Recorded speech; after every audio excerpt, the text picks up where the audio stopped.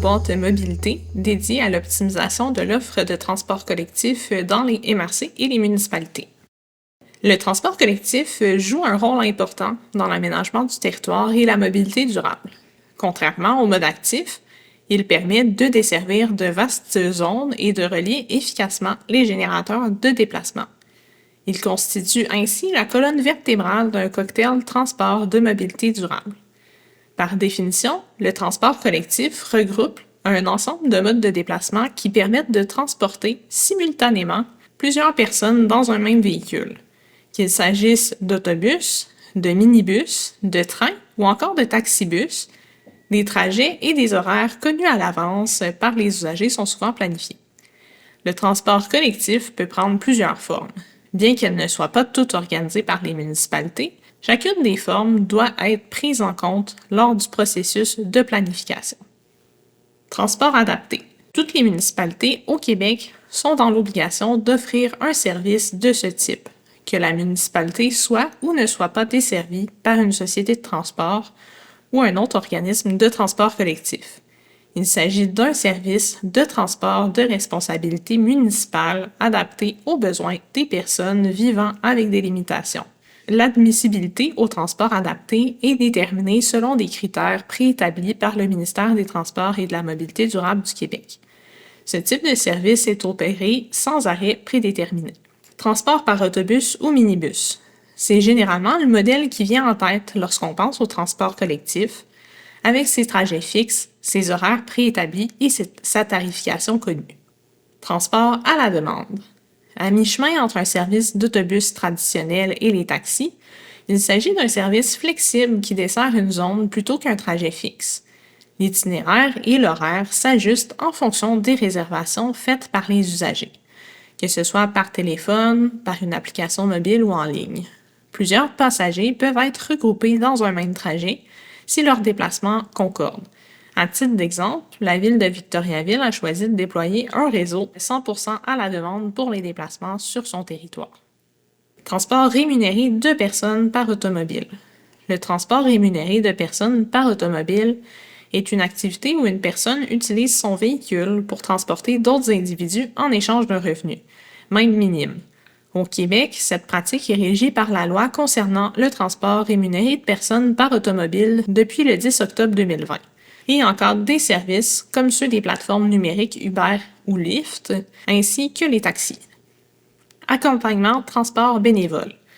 Le service d'accompagnement transport bénévole est un transport effectué par un conducteur bénévole dans le cadre des activités d'un organisme communautaire et bénévole dûment reconnu par les Centres intégrés en santé et services sociaux CIS et Centres intégrés universitaires en santé et services sociaux CIUS. Le service d'accompagnement, comme son nom l'indique, consiste à accompagner toute personne ayant besoin de support physique, de réconfort ou de surveillance et qui ne peut trouver dans son entourage les ressources nécessaires pour lui rendre le service. Ce service vient répondre d'abord et avant tout aux besoins d'accompagnement de la personne. Transport structurant à grande capacité. Tramway ou métro, qui s'applique essentiellement aux centres urbains plus denses. Dans ce module, nous aborderons plus en détail le transport par autobus ou minibus et le transport à la demande. Voire une approche mixte, une combinaison de modes pouvant, par exemple, combiner des trajets fixes avec un service à la demande, ou encore d'autres modes de transport comme le covoiturage et les transports actifs. Sinon, définissons finalement, et puisque nous en reparlerons plus tard dans le module, les types d'usagers. Nous pouvons généralement catégoriser les usagers en deux types d'usagers. Les personnes qui choisissent le transport collectif par choix, donc par souci de praticité et d'économie, et les personnes qu'on qualifie de captives, c'est-à-dire des personnes qui, pour des raisons variées, que ce soit des limitations physiques ou psychologiques, l'âge, des contraintes économiques, n'ont pas la possibilité de conduire ou d'avoir accès à une automobile. Pour cette raison, le transport collectif possède également une forte portée sociale. Parlons maintenant des avantages que les MRC et les municipalités peuvent obtenir si elles décident d'investir dans un transport collectif efficace. Nous ne reviendrons pas en détail sur les principaux bénéfices qu'apporte la mobilité durable en général, mais il faut savoir que le transport collectif y occupe un rôle central.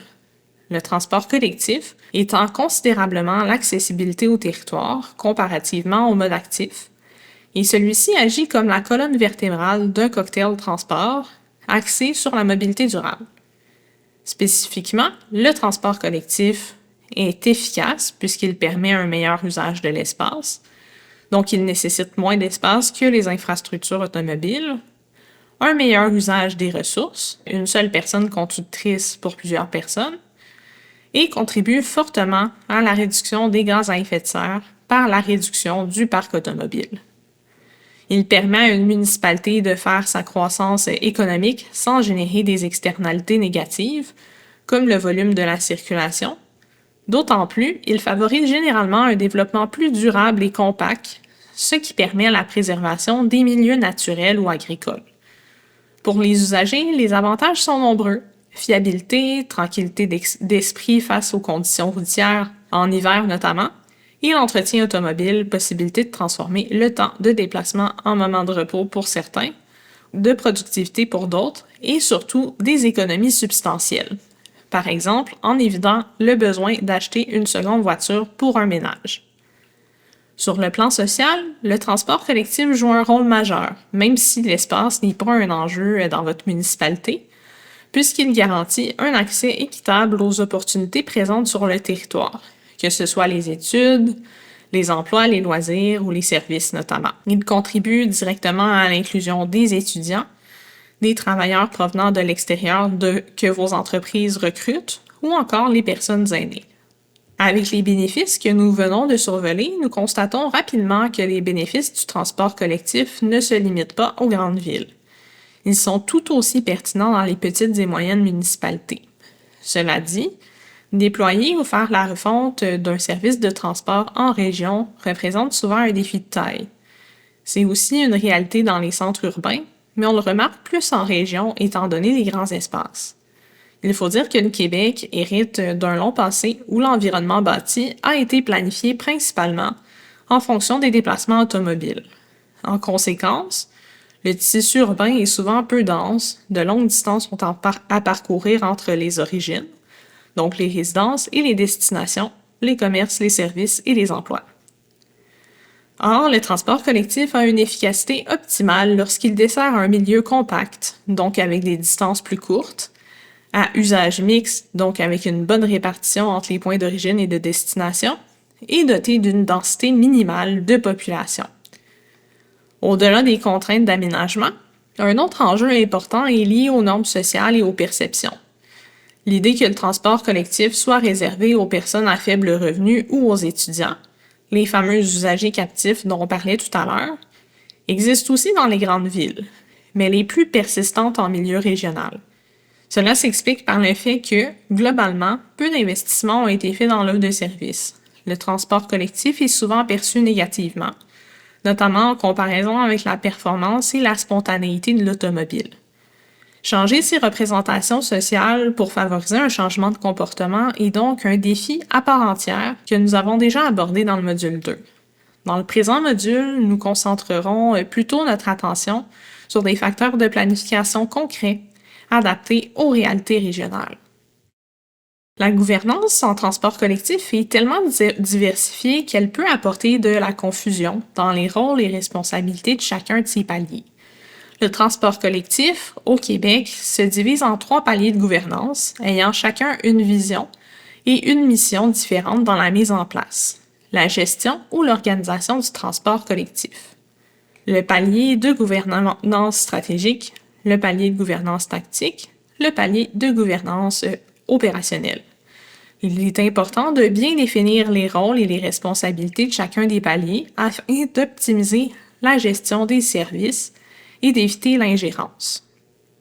Le palier stratégique regroupe les instances qui prennent les décisions politiques, économiques et de planification du modèle de transport collectif retenu et implanté dans un territoire. La mission de ce palier est de décider de la vision de la mobilité collective des personnes en prenant diverses décisions, en rendant un financement disponible et en adoptant un niveau de service voulu pour le territoire concerné. Les acteurs de ce palier sont les instances gouvernementales, comme le ministère des Transports et de la Mobilité durable du Québec, les élus d'organisations supralocales, comme les MRC, ou locales, comme les villes et les municipalités, ou encore les organismes délégués par celles-ci, pour la mise en place d'une offre de mobilité des personnes.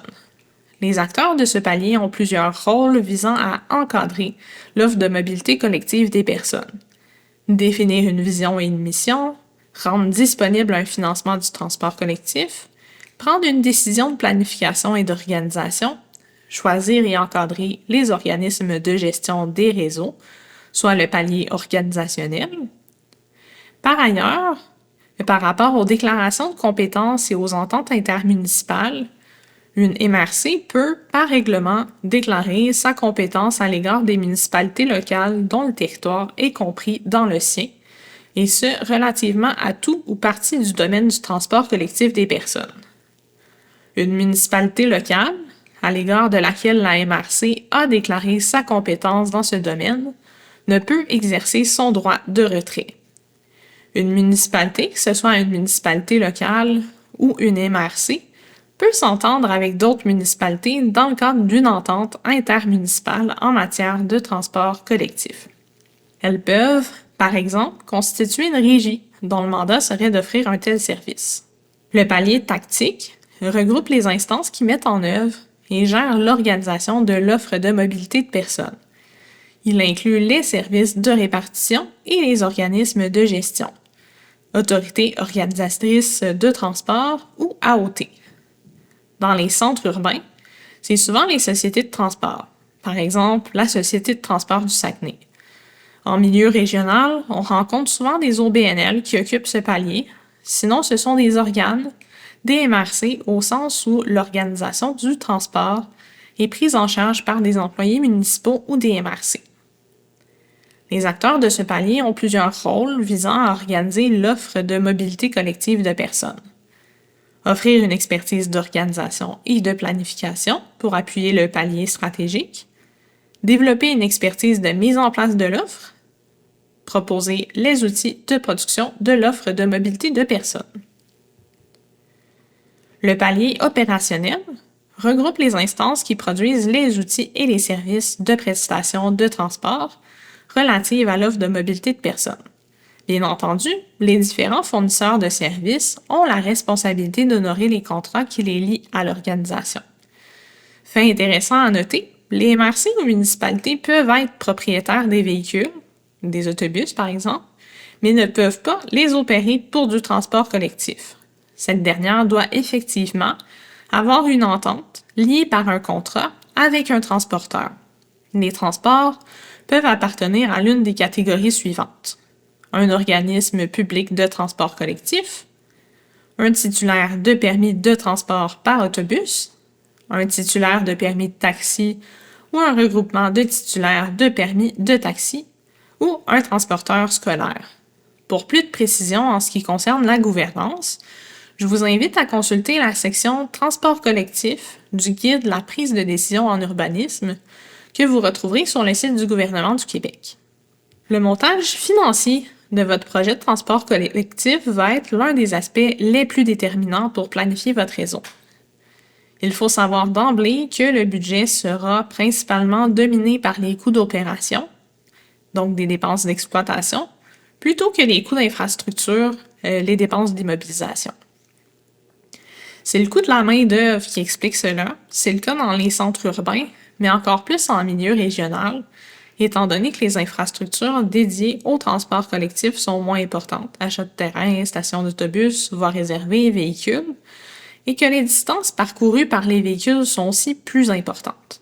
Au Québec, le financement du transport collectif provient généralement de 3 sources principales: les personnes utilisatrices, par la tarification à l'utilisation. Selon le contexte, les municipalités peuvent fixer un tarif régulier ou encore opter pour une gratuité partielle ou totale afin d'encourager l'adoption du service. Nous y reviendrons.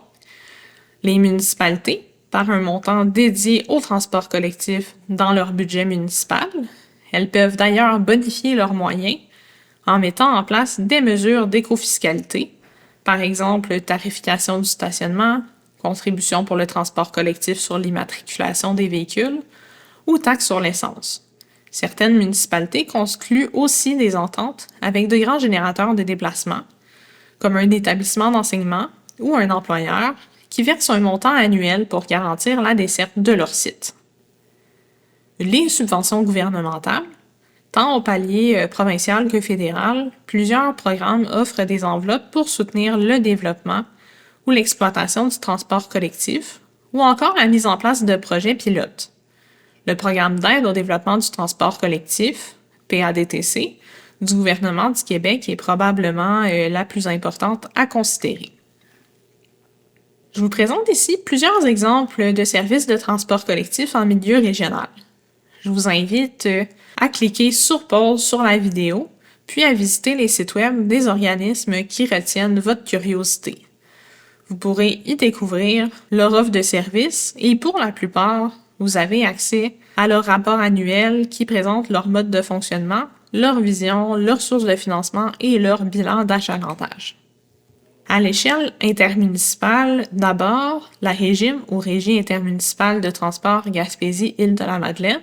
Elle est très avant-gardiste pour plusieurs raisons, notamment pour son modèle sous forme de régie, mais également pour l'immense territoire qu'elle dessert.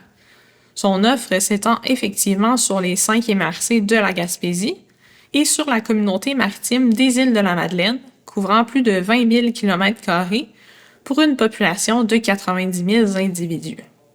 Une vingtaine de trajets sont proposés, en plus des services complémentaires comme de l'autopartage, du vélopartage et des navettes spéciales.